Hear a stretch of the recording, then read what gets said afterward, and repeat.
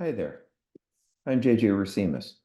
I'm the director of the Consultation-Liaison Psychiatry Service and Fellowship at Hennepin County Medical Center in Minneapolis, Minnesota. I'm also a medical ethicist, and I serve on the ethics committee as its co-chair at that institution, as well as in some other capacities, now that we have been in the midst of the COVID pandemic.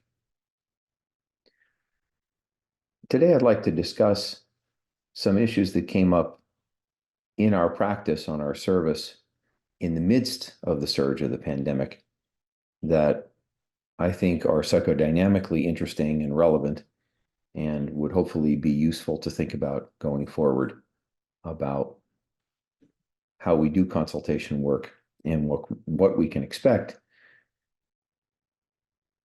in relationships with our colleagues, especially during crisis kinds of situations that the pandemic has brought. I mentioned my work in ethics because decision-making capacity is a major concern when it comes to the care of patients, the proper and ethical care of patients every day in a variety of settings across medicine.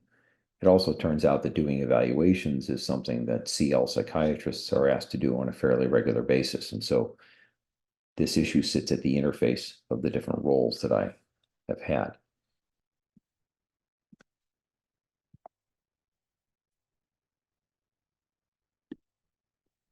I have no relevant conflicts of interest to disclose. I'd like to thank Dr. Jerry Perman for spearheading this series and affording me the opportunity to talk about these issues. And I'm also grateful to my mentors in CL psychiatry, specifically Dr. Marilyn Powell and Dr. Phil Muskin.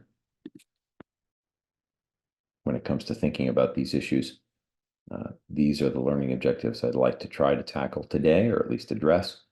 And I'm grateful to those mentors, as well as members of the teams I've worked on, for inspiring my thoughts around these issues about how the pandemic has affected care relationships in the hospital, and how the CL psychiatrist's role has a number of different facets when it comes to questions of capacity on multiple levels. I hope it will encourage you to think about how the challenges and opportunities for change in one clinical practice that I'd like to share with you can inform work in your own settings. I hope we'll explore experiences during a global pandemic that emphasize psychodynamics in hospitals where the crisis is felt most acutely, but hopefully they'll generalize in a useful way. And I hope that there'll be some discussion virtually, asynchronously, and otherwise that will add to what I've gotten out of thinking about this with your reactions to them. So here's the outline for what I'd like to cover today. I'll give some background information. I'll read some of what we decided as a service to put together, which has also turned into a brief publication. I'll highlight some additional ideas and themes and then summarize. So to start, although it's not what we typically think about in hospital medicine, any intervention performed without informed consent is potentially a case of assault that could land a clinician in court. Not only are we charged with ensuring informed consent, but we also must ascertain and document that patients are capable of being informed and therefore of making a decision about each aspect of medical care that is proposed. Incapacitated patients must either be restored so they are able to participate in this way, or a proper decision maker must be identified in order to proceed, at least if we are really following the letter of the law when it comes to ethical practice. You'd think this would be easy.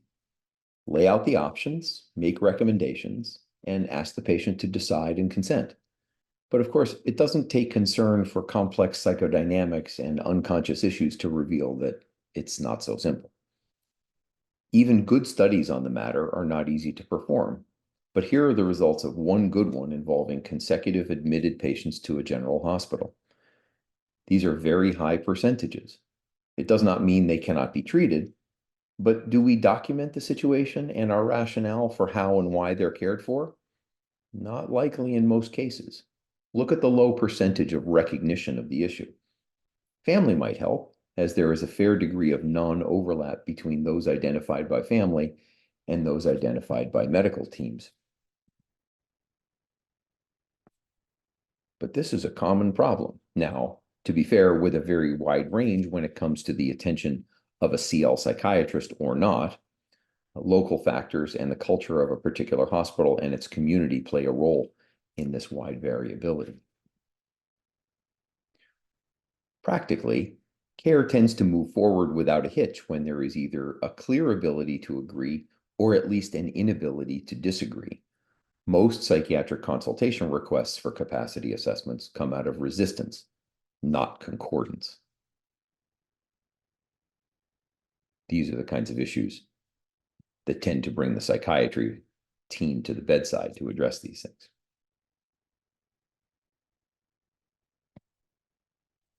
So what does it mean, then, if we're going to address this as a concept? The patient has tasks. Note, this is not competence, right? They have to indicate a preferred treatment, grasp the fundamental meaning of the information provided to them, acknowledge the medical condition and the likely consequences of choosing different options, and then demonstrate the ability to engage in a rational process of manipulating the information. All of that should be obvious, that it means this is capacity for a particular thing. In other words, all of those 4 tasks are specific to a given set of circumstances and intervention possibilities, really, not just one. And then they may change over time. So a psychiatrist called to do this assessment assesses these factors and does the mental status exam in a focused fashion to try to outline potential deficits and also the attendant causes of those deficits if they exist. So that's the background about capacity assessments in general. I'd like to talk to you about our experience now of capacity assessment work at our urban safety net hospital. It's a very high volume CL practice that routinely cares for more than 10% of the acute hospital census at any given time. Medical and surgical teams in our setting are accustomed to treating patients with educational and neuropsychiatric limitations who are unlikely to meet those formal criteria for having capacity to consent for many of the advanced interventions that are proposed. Beneficence has always stood more equally alongside autonomy in our hospital to guide the work.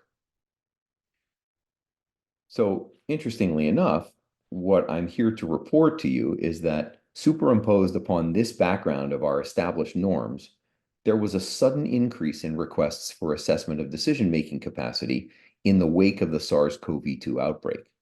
During the 12-month period, from February 1, 2019 through January 31, 2020, only 1.8% of nearly 4,000 psychiatry consultation orders were placed for evaluation of capacity. However, between February 1, 2020 and May 31, 2022, the fraction of requests for capacity assessments nearly tripled to 5.3%. Not unlike other CL services, we routinely identify issues around decision-making in many evaluations wherein the initial quote-unquote question, the consult question, was not about capacity.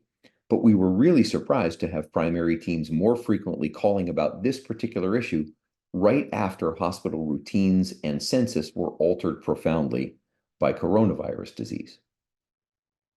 So what to make of it? Well, we hypothesized that restriction of hospital visitation in the interest of curtailing spread of the pandemic is a major factor. Despite the baseline reality that many of our patients, along with their friends and loved ones, lack the cognitive and relational skills to be fully capacitated for a range of medical decisions, when they're together in the hospital, they function as a living, choosing body in a way that reassures primary teams about the path going forward.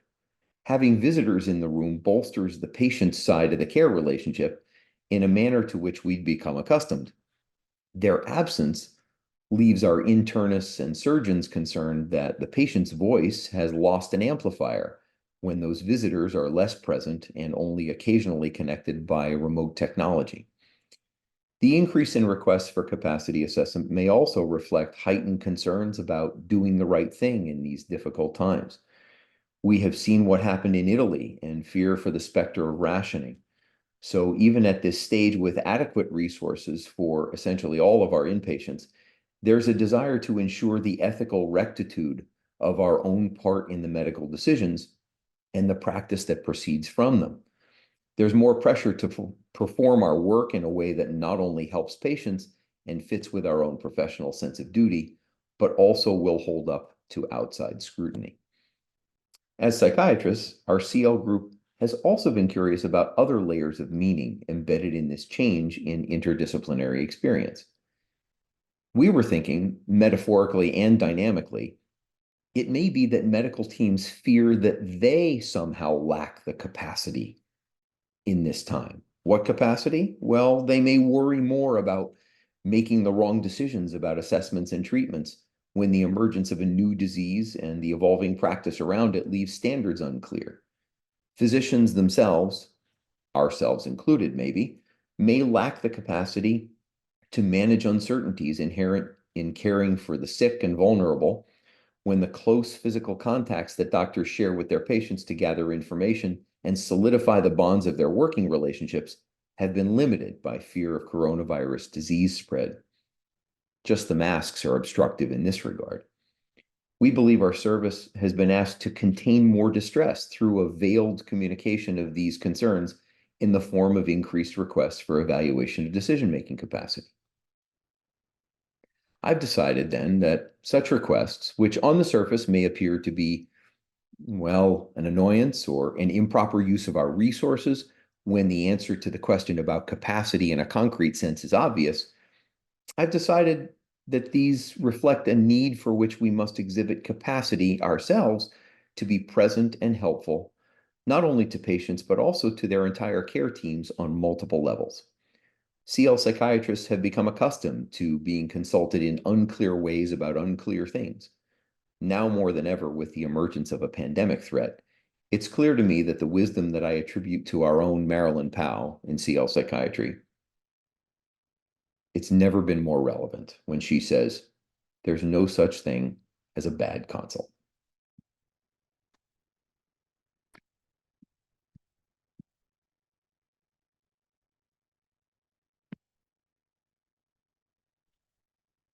There are also some attendant considerations I think are worth reflecting on at this point. When we think psychodynamically, we think a lot about unconscious processes and things that aren't necessarily rational and infused with a fair bit of emotion on multiple levels, sometimes not even felt. Well, that stands in contrast to the way that capacity assessments are framed out and how the rubric for performing them has been put forth. Those rubrics, they prize cognition as the central sort of operation based in brain function that reflects a patient's agency to make choice or lacking it. But previous life experiences before the time in question, when there's a medical decision to be made, actually render rationality a secondary process in the true process of making a decision. And simply, what I'm saying is that human beings actually don't make choices along the lines of those four criteria we use to decide whether or not they can make a good medical decision. Well, not even a good one, just make it in a capacitated way. And that's because other parts of our brain that aren't cortical, that aren't involved in those kinds of cognitive processes, actually have a lot to do with influencing how we make our choices. These are the brain systems where we think more about the unconscious and about powerful emotions, the kinds of things that we tend to think about in psychoanalysis on a regular basis. And of course, this rings true to us because we see a lot of patients making choices on a day-to-day basis that don't seem to reflect rationality, but they do serve important purposes relationally, internally, and on levels that are complicated. And so there's this mismatch between a concrete assessment and the way that people really choose. And so although I had those initial associations to what the capacity assessments might be about. This is also an opportunity to think about capacity itself in a different way. So I would suggest then this: while treating physicians have a familiarity with management and treatment options, psychiatric consultation might sort out some of the more complicated concurrent forces when it comes to decision making. And we should even recognize that this is operational inside ourselves as the assessors. It's obviously operational inside the selves of the physicians primarily taking care of the patients who consult us. And these data bear that out, right? Look at the concordance rate between the referring physician and the consultant psychiatrist in studies of capacity. And this really strong association of the physician's emotional state being related to where capacity assessments come out in the end.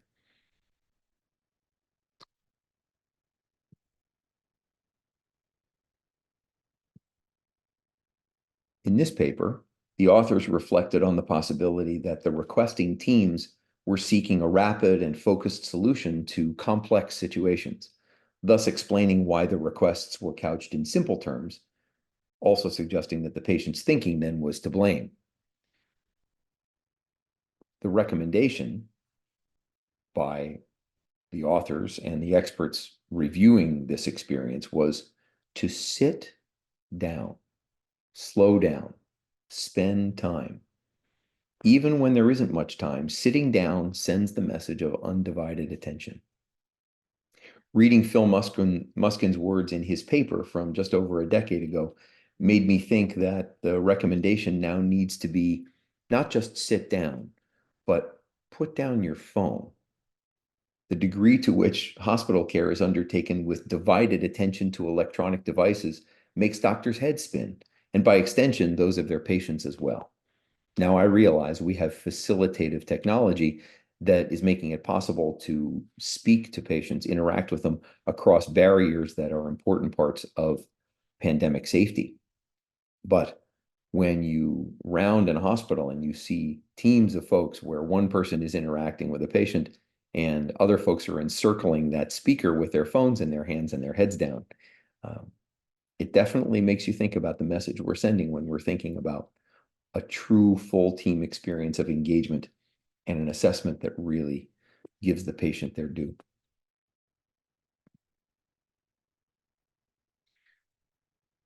I'll also mention this, that from my work in ethics, I saw a case posted by some folks who were concerned about a situation involving acute psychosis and involuntary treatment status in the emergency room, because there's a need for psychiatric admission, but some processes around trying to keep things safe for COVID and having patients co-located on the unit together. Testing is important before a patient will be accepted. So what if a patient refuses? Well, this case hit the listserv, and very few respondents pointed to the centrality of working to establish a relationship grounded in understanding of the afflicted woman in the case. Only one person on the listserv suggested that the problem might perhaps lie within the system in which the patient found herself, its inability to adapt to her needs as a real human patient. Once a policy had been put in place to handle the majority who are just expected to comply in particular ways. It reminds me of a line from the Kornfeld paper I just mentioned on the previous slide. Quote, physicians have largely adapted to this way of viewing medical care, but not all patients are able to do the same. I hope that we identify opportunities to improve medicine and our relationship to the society we serve precisely because of the faults revealed by the pandemic that we're in. Perhaps there are powerful lessons to be learned from lack of agreement. Look at those numbers there. Speaking of lack of agreement, I'm reminded of this 1950 film by Akira Kurosawa. A samurai and his wife encounter a bandit in the woods. The samurai is murdered. When queried afterward and separately, the bandit, the ghost of the samurai, the wife, and a witness who sees the scene from up in a tree, all four characters have different perspectives on what happened and who is responsible. At the same time, each one of them says things that could potentially be consistent with what you might call objective truth. This is a powerful commentary on how we may all witness the same events and see them very differently. A key message is that each perspective is true, even if it appears that they cannot all be true together. By extension, when it comes to questions about decision-making capacity, I think it's important that we not make it our central goal to either reach agreement or merely help people to get along well enough to proceed with the work. By the very nature of why they arise in the first place, capacity consultations offer a chance to really seek understanding and appreciation of each other and how aspects of our different selves and how we relate come together in the medical care space. So, just in summary and some things to consider, I would say that capacity as a concept is central to working care relationships, in a concrete way, of course, with respect to cognition, but in many other subtle ways that are about care, connectedness, emotions not always tapped into and understood, tolerance of the other, time and real understanding, and acknowledgement of difference across those divides. It's also true then, by extension, that incapacity is probably much more common than it is recognized. And I would aver it's not just in the patients that we care for, based on the criteria from the Applebaum paper that I referred to before. In concrete ways, expediency and the agendas and structures of medicine itself play important roles here, I think. And in complex ways, our own stress, our own limits, as well as our own humanity and individual but shared psychology all conspire against us in these areas. Here are some references that I think might be useful to think about as you develop your own thoughts on these topics. And I hope that it has been useful to talk about something that came up in the midst of our practice and really became first a source of concern because of the change in numbers about what our consult requests were giving us, but then very rapidly, through our curious approach, became something that really turned us on to a lot of interesting thoughts and insights and a whole host of educational opportunities for those of us in senior practice and lots of folks up and down the ladder of training. So I hope that thinking about things in this way is useful to you at this point and really going forward, regardless of what the coronavirus or any future infectious bugs might bring to the world of psychiatry. Thanks very much for your time and interest.